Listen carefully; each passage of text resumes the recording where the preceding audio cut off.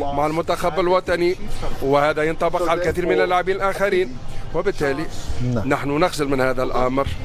طيب دعونا نستمع لما قاله رونالد كومان مدرب المنتخب الهولندي، والذي كان بالمناسبة حاضرا في المباراة التي فازت فيها هولندا على المنتخب المغربي عام 94 في كأس العالم. لنستمع إليه.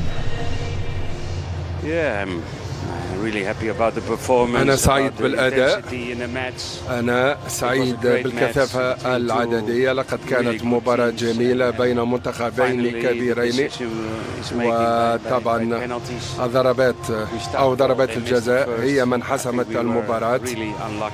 لم يحالفنا الحظ في ركلة الجزاء الثانية.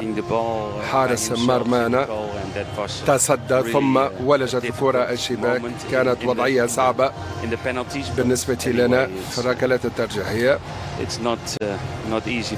الأمر لم يكن سهلا، ولا يمكن أن نستسيغ هذا الأمر بسهولة. هذا هو رونالد كومان، الحسرة واضحة على محياه، وهذا طبيعي. مغادرة كأس العالم من دور 32 أول أدوار خروج المغلوب. نعود إليك كابتن يوسف، هل ترى أنه الآن من المفترض أن تكون هذه المباراة، هذا التأهل أمام منتخب بقيمة هولندا، نقطة تحول جديدة في هذا المنتخب المتغير المتحول بهوية هجومية أخرى؟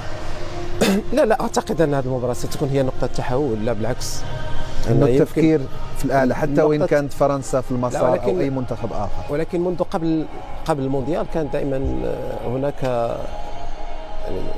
الكل يعتقد أن المنتخب المغربي سيتباعد في هذه. حتى الجمهور، الثقة اللي وصل لها الجمهور الثقة لا تصدق.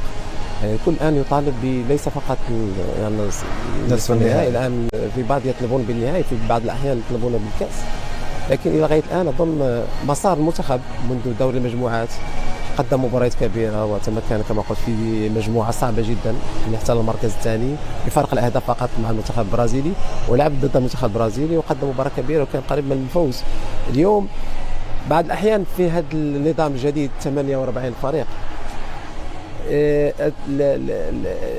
وهو المواجهات خصوصا في الدور 32 لا تكون منصفة. صحيح، لأن شهد العديد من المنتخبات احتلت المركز الثالث. صحيح، وجاءتها في الدور 16 الدور 32 يعني مباريات نسبيا سهلة.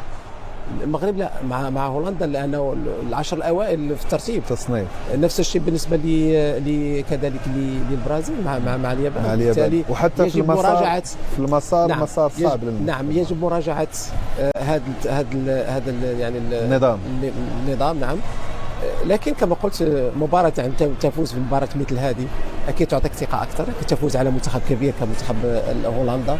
الآن عندك دور 16 المباراة المقبلة مع كندا، العديد من الإيجابيات كما قلت في مثل هذه المباريات. ويكون المباراة تختلف عن المباراة وتختلف عن الأخرى.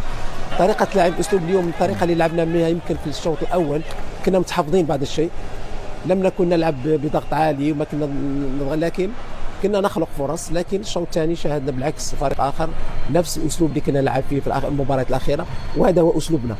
يجب أن نحتفظ دائما بأسلوبنا، نلعب بأسلوبنا دائما، وفي عملية الضغط السيطرة على وسط الملعب، ودائما خلق فرص. ودائما أقولها، دائما نخلق فرص كثيرة، يجب استغلال الفرص. مع منتخبات كبيرة ربما لا تأتيك فرص مثل التي أتيحت. شيء آخر أن البدلاء دائما يعطوك الإضافة، وبعض اللاعبين أنا ما تكونش قاسي عليهم جدا. نعم، إبراهيم لاعب كبير ولاعب ممتاز وممكن أن يعود، ومحتاجين له الفريق ومحتاجين له نحن كجمهور طبعا لمساعدة الفريق. طبعا بعض الأحيان المدرب يجب أن يحافظ على اللاعب. كيف يحافظ عليه؟ لا يلعب باستمرار أو لا يلعب بشكل أساسي من البداية، بالعكس يعطيه فرص لكي يستعيد أول شيء ثقته لأنه فقد الثقة الآن. ثاني شيء اعطاء الفرصه للاعبين الاخرين كذلك ليبرزوا يقولوا كلمتهم. عندنا لاعبين عندما يدخلون دائما يعطوك الاضافه، وشاهدناه. لا رحيم يعطى اضافه وسجل في المباراه الاخيره. اليوم طالبي كذلك اعطى اضافه. جاسم المباراه الاخيره سجل هدف واعطى اضافه. حتى اليوم عندما دخل كان مميز ولعب كرات وقطع العديد من الكرات. وهذا هو سر قوة المجموعة دائما الاعتماد على كل اللاعبين، ليس فريق ال 11 لاعب فقط، نعم. لكن مثل المباريات كما قلت يوسف، وكل المدربين على فكرة كلهم يستغلوا تقريبا التغييرات، نعم. 5 تغييرات دائما يستغلون استغلالها. انت عزيز وغالي وصوتك مشى، بحس انه بيجرح. دعونا نستمع مشاهدينا ونرى بطبيعة الحال ونستمتع بالاجواء، اجواء الفرحة في العاصمة الرباط.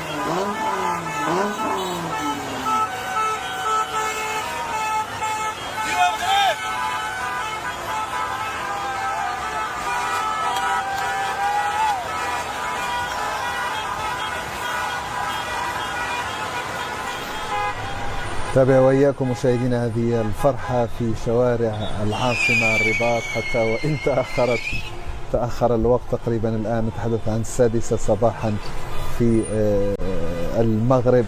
كابتن، أكيد هذه الصور كانت تصلكم عندما حققتم تلك الإنجازات في قطر. ماذا تضيف لكم؟ ما إحساسكم بعدما تلعبون مباراة في كرة القدم تسعد مئات الآلاف من الجماهير؟ نعم بطبيعة الحال، أظن بأننا نلعب كرة قدم من أجل هذا، والمنتخب تحديدا كذلك هو من أجل حب الشعب، وأن نراهم هكذا هذه صور استثنائية. أنا أتذكر وسأتذكر طوال حياتي فعلا تلك اللحظات بعد المباريات وعودتنا إلى الرباط. صور ستبقى راسخة في ذهني، أشخاص من كل الأعمار، أطفال، أجداد يبكون من السعادة طبعا، لأنه كذلك نقدم صورة جميلة لبلدنا على صعيد دولي، وليس كرة القدم فقط. حتى في يومنا هذا هذه قيم التضحية، قيم التآزر، التضحية من أجل الغير. إذا الناس يرون أنفسهم في هذا المنتخب وقيمه كذلك، ولهذا كرة القدم جميلة، ولهذا نريد أن نحارب أكثر في كل مباراة من أجلهم، وحتى لو كنا مرهقين نجد القوة لنتخطى أنفسنا من أجلهم، لأنهم يستحقون ذلك، وهم يساندون المنتخب بكل ما لديهم على امتداد السنة، حتى عندما لا تسير الأمور